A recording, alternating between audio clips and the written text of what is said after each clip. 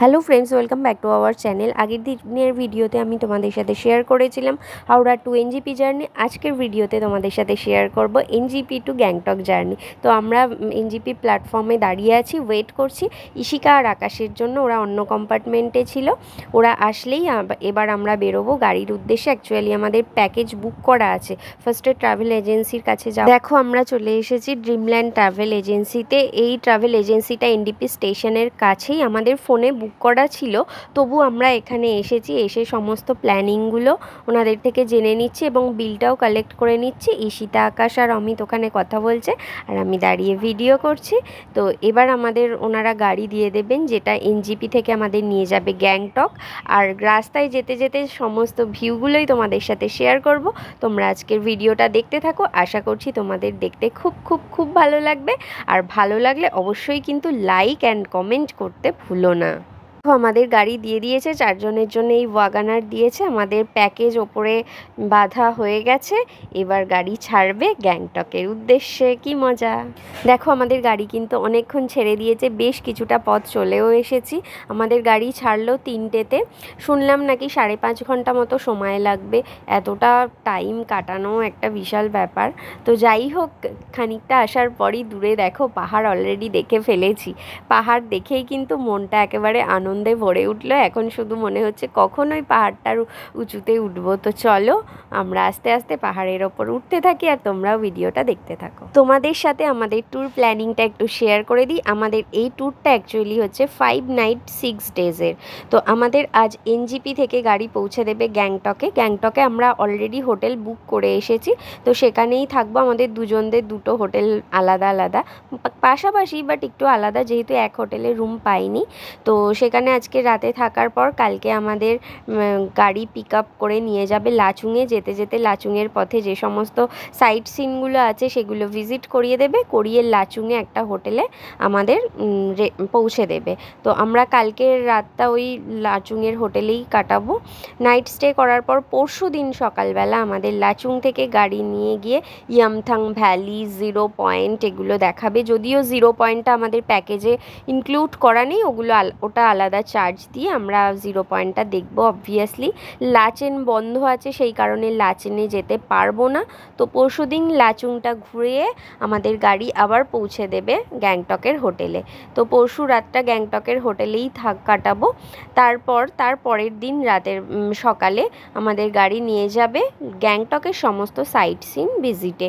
বাবা মন্দির, তারপর লেক আছে, তো এগুলো সব দেখিয়ে নাথুলা পাস দেখিয়ে আবার হোটেলে দিয়ে যাবে। তো তার পরের দিন আমাদের গ্যাংটকে সাইট সিন করার পর হোটেলে দিয়ে যাবে।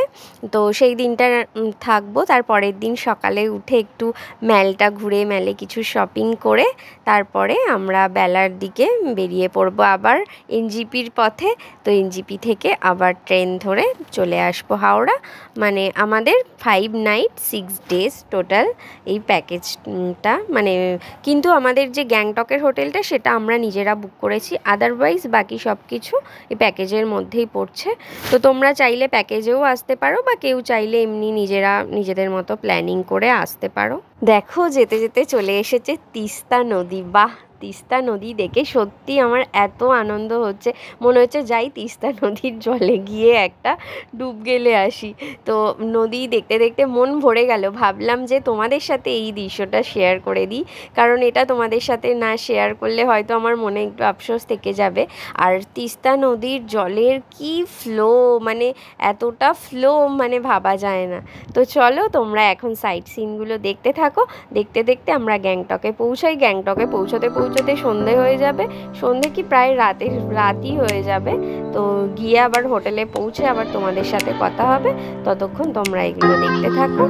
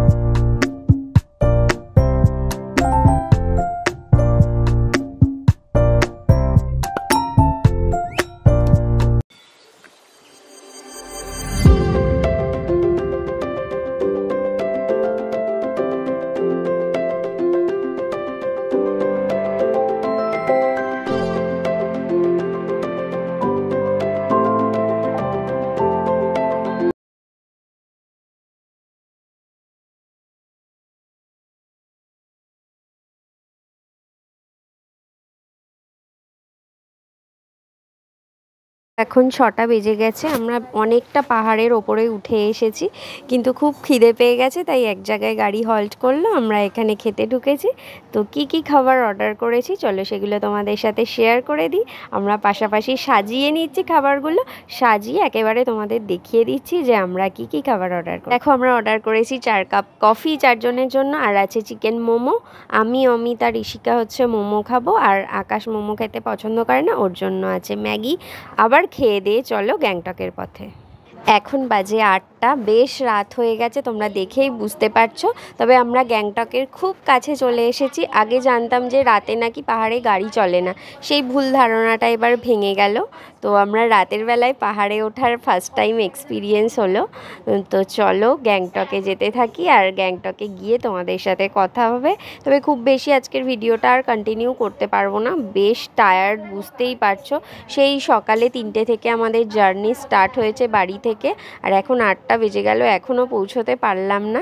তো চলো ফাইনালি আমরা সিকিমে চলে এসেছি, আমাদের হোটেল সামনেই, এবার নামবো, হোটেলে গিয়ে কথা হবে। দেখো ফাইনালি এখন আমি সিকিমে তো আছি হোটেলের রুমে, দেখেই বুঝতে পারছো।